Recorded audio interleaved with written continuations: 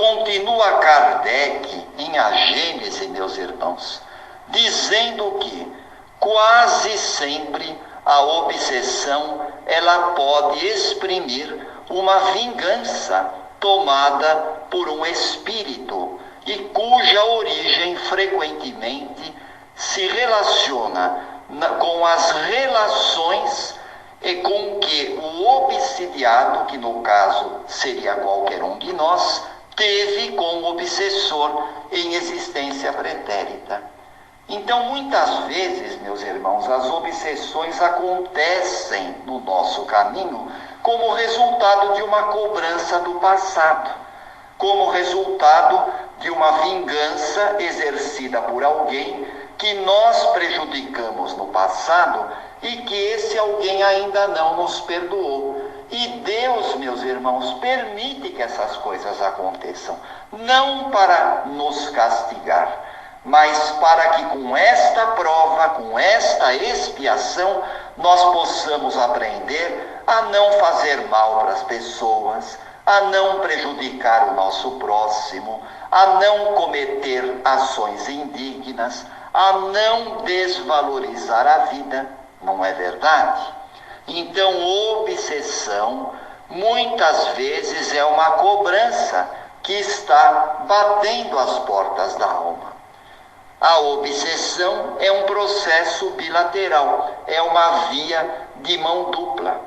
E ela está presente porque existe de um lado o cobrador, sequioso de cobrança, sentindo-se ferido, sentindo-se injustiçado e desejoso de fazer justiça pelas suas próprias mãos, e do outro lado o devedor, que traz impresso no seu perispírito, arquivado no seu subconsciente, os fatores geradores da culpa, as matrizes da culpa, as matrizes do remorso, do ódio que ficou, do ódio que não se extinguiu.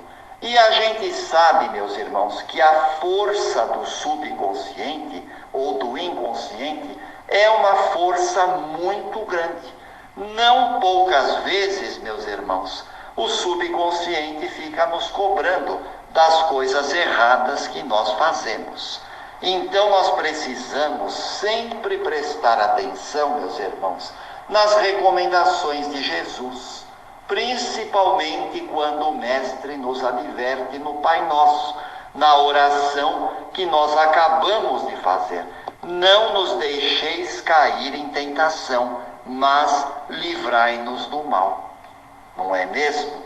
Se nós caímos nas tentações, meus irmãos, muitas vezes abrimos campo para que o mal se instale e acabamos atraindo essas companhias espirituais que poderão nos perturbar, que poderão ser espíritos vingadores do passado, que têm alguma querela conosco que ficou de lá de trás, e esses espíritos muitas vezes nos espreitam, nos vigiam, estão de olho em nós, aguardando o primeiro momento de vigilância, a primeira oportunidade para que eles possam então se manifestar. Então a obsessão, meus irmãos, tanto do ângulo daquele que está sofrendo o processo da obsessão e que nós chamaríamos de obsidiado, como também do ângulo do obsessor, daquele que exerce o processo obsessivo, somente ocorre porque nós, que somos seres humanos, ainda carregamos em nossas almas, ainda trazemos em nosso ser uma taxa mais elevada de sombra do que de luz. É por isso que nós estamos neste mundo de provas e expiações. É por isso que nós estamos neste planeta inferior, mas que é uma escola maravilhosa de aprendizado e que possui lindos recursos iluminativos para nos oferecer.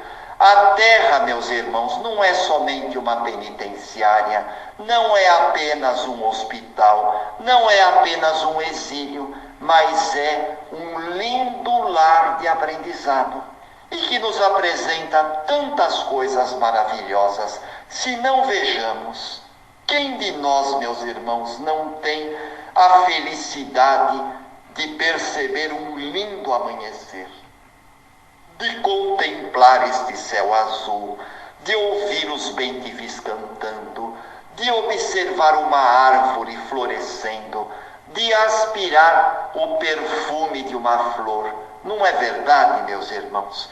O sorriso de uma criança, o carinho de um vovô, de uma vovó.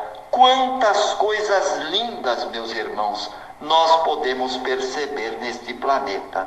Mas nós ainda, meus irmãos, carregamos uma taxa mais elevada de sombra do que de luz.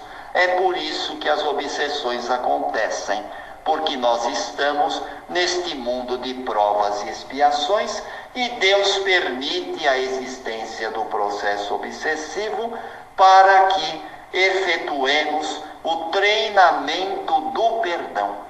E Chico Xavier, o homem amor, diz: a grande maioria das obsessões acontecem por causa da falta do perdão, por causa da ausência de amor. Vamos para o nosso próximo bloco, porque este já ficou muito longo. Então, meus irmãos, como nós já falávamos, não é verdade? A obsessão, como diz Chico Xavier, o homem amor, acontece por causa da falta de amor, da falta do perdão.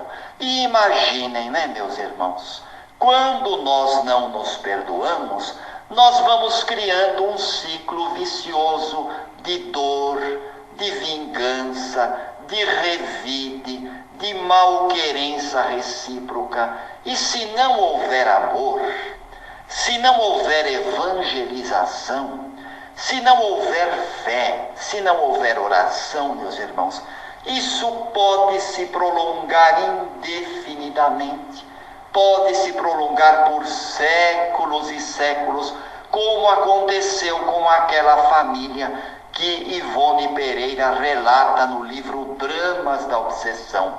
Uma família judaica que sofreu as perseguições da Inquisição. Era uma família honesta, uma família trabalhadora, que tinha a sua religião, mas que foi perseguida pelos cristãos, que se diziam cristãos, os inquisidores. E esta família, então, acabou desencarnando na Inquisição.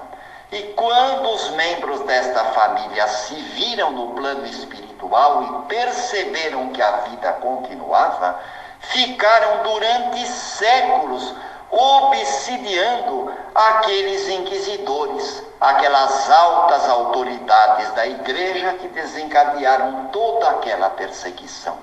E eles ficaram enlouquecidos de desespero durante séculos, mas quis a misericórdia divina que esta família fosse recolhida na casa espírita onde Dona Ivone Pereira trabalhava, lá em Lavras, no estado de Minas Gerais, e esta família, então, recebendo a terapêutica espírita, recebendo os passes, as aulas de evangelho e os esclarecimentos, acabaram, então, se transformando interiormente e praticando o perdão, mudando totalmente os seus propósitos de vida.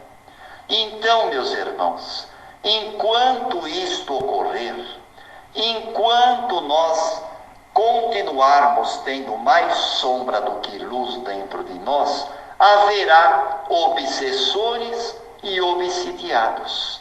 O domínio negativo de quem é mentalmente mais forte sobre aquele que é mentalmente mais fraco.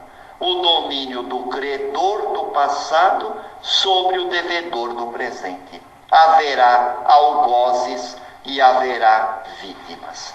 Por isso, meus irmãos, quando nós procuramos a casa espírita, E quando alguém chega diante de nós para ser entrevistado, apresentando uma perturbação espiritual, nós devemos entender que ali está um filho de Deus, que padece a influência negativa de um desencarnado e que precisará de um tratamento espiritual, com a palestra, com o passe, com o evangelho no lar e também com a tarefa no bem, porque a vida tem nos mostrado que a tarefa no bem é um grande aliado espiritual daquele que deseja se recuperar do processo obsessivo.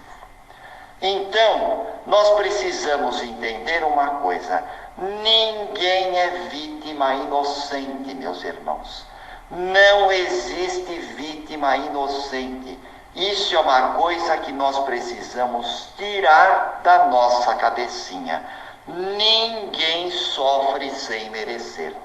E esse estado de perturbação e de obsessão somente se harmonizará, somente desaparecerá quando existir entre nós irmãos que se amem. Quando a nossa luz interior superar a sombra, então deixará de haver a obsessão para existir a fraternidade, para existir o amor e a solidariedade na face da terra. Aliás, meus irmãos, esta pandemia, essa experiência pela qual nós estamos passando, é um verdadeiro treinamento de amor, é um verdadeiro exercício de recolhimento. Porque vamos e venhamos, meus irmãos, do jeito que as coisas estavam, antes que o Covid aparecesse, estava havendo muita falta de solidariedade, muita indiferença, muitas agressões recíprocas entre as pessoas. Nós estávamos caminhando para uma guerra generalizada que seria muito pior. Então a bondade de Deus estabeleceu este freio para que nós transformássemos as nossas residências em casas espíritas, porque hoje a casa espírita está sendo a nossa residência, não é verdade? Todos nós estamos com saudade das nossas reuniões e, no entanto, estamos reunidos virtualmente, olhando mais para dentro de nós e descobrindo recursos extraordinários que certamente vão repercutir de uma forma muito positiva e farão com que nós não sejamos mais as mesmas pessoas após a cessação desta pandemia.